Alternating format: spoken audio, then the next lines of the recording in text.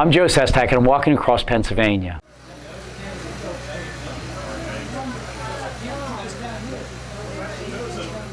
What happens overseas affects us so much here at home, whether it's the economy or whether it is wars that might happen. My point of this is, if you are to use our military, ensure that you have benchmarks and an end game, an exit strategy, from which you know these are the goals, this is how we can accomplish it, we can measure it, and this is the end game. I don't think anybody will quibble with the fact that a lot of your viewpoints politically, you are a progressive, but you come with a military background, which most people tie that to conservatism. So talk to me a little bit about what made Joe Sestak. I mean, where does a lifelong military man get progressive ideals and backgrounds? By looking at how the military actually does things. I mean, when I ran the very first time, I said, national security begins at home, and health, education, economic security. They give me bright, educated, healthy youth that make our national defense so strong. But then I'd say, everybody in the military has health care. We don't do it because we're liberal. We just want everyone to actually be healthy to do the mission. Then I'd say, we won't promote you above a certain rate or rank unless you've earned a certain degree, an associate's college degree for the enlisted and a full degree, a master's degree for the officers. Then I say, come on in, learn a skill, earn a pension, be ready to go off and be all you want to be afterwards. Then I pause and I say, everybody in the military is a Democrat. They just don't realize it. Let's talk a little bit about the walk. Talk about the experience of the people you've met as you've come across Pennsylvania. If I've been walking these 422 miles by the day I'm completed, 25 people have already stopped and said, can I offer you a ride?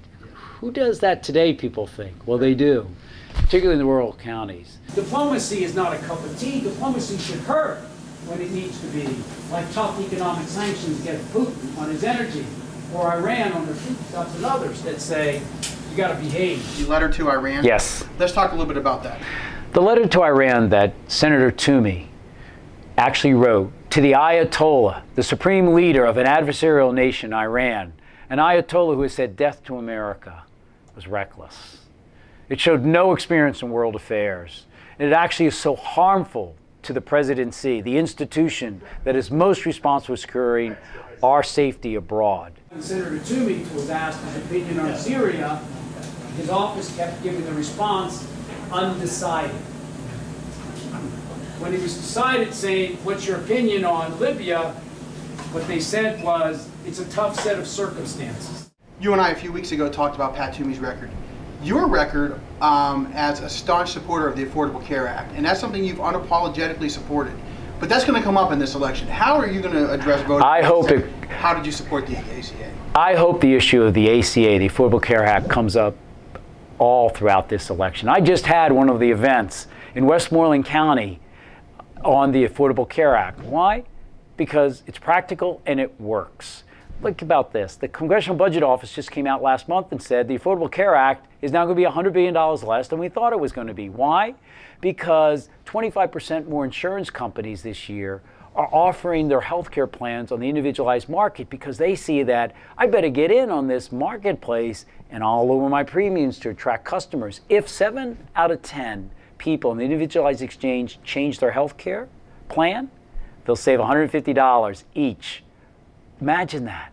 And think about Allegheny County here.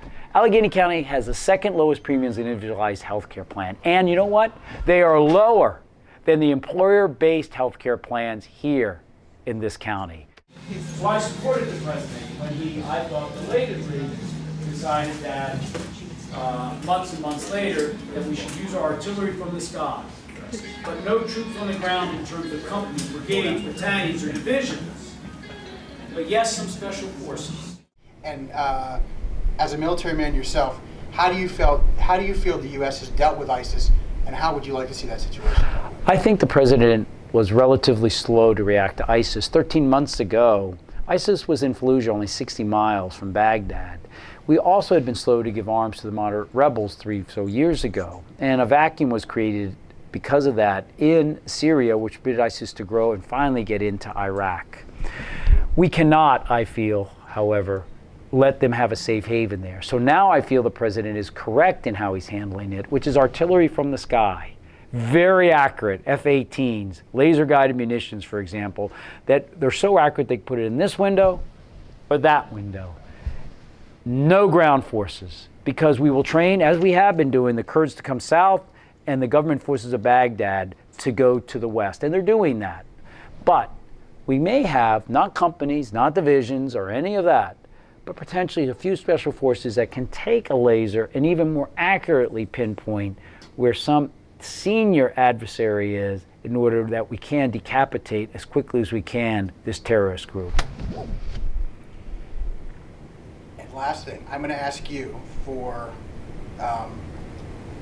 in Pennsylvania, what are the two biggest environmental challenges you see in Pennsylvania, things you'd like to do if you're elected to the Senate? Yeah, I think the two biggest environmental challenges and that I would like to help address in the United States Senate are, first, I do think that global warming is the number one strategic livable issue for our planet. As someone once said, there's no planet B. Right. It is a national security issue. Our naval base down there in Norfolk, Virginia, where our carriers tie up, is spending hundreds of millions of dollars to raise the piers because of global warming has raised the seas. That we have to spend money so our carriers can tie up at a pier in the future. Take apples. We want them to have a cold winter like they normally used to have, and not any longer. And the juices aren't made better for when we begin, and they begin springing out come the fall. It's an economic issue very much. Number two, fracking. Expect what you inspect. That's what I learned in the Navy. When you have something called the Halliburton loophole that says the EPA is not allowed to see if our drinking water is being contaminated, that loophole that was passed in about 203 is outrageous. What do you mean there's an exemption for the oil and gas industries? You know, Senator Toomey supports that. I don't. I mean, he also voted to drill in Lake Erie. 20% of our drinking water comes from there. So I want to get the right inspection teams out there, both in the Pennsylvania's DEP Department of Environmental Protection, but also the EPA, just to make sure it's done well. And the fines then have to be there because we want accountability.